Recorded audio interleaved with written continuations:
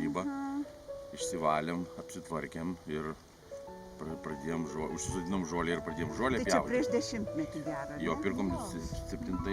Ne, nusipirkom tai labai seniai, bet dirbti pradėjom, ta prasme, žodžiu, iš pradžių galvojom, kad čia bus poilsis, bet paskui vyras sako, aš žolę pjaunu 2 dienas, mes čia pavakarojam ir jau po savaitės vėl reikia pjauti žolę. Tai čia kol nebuvo šilaugių, nebuvo čia alpakų, hortenzijų, čia visur buvo žolė užsodinta.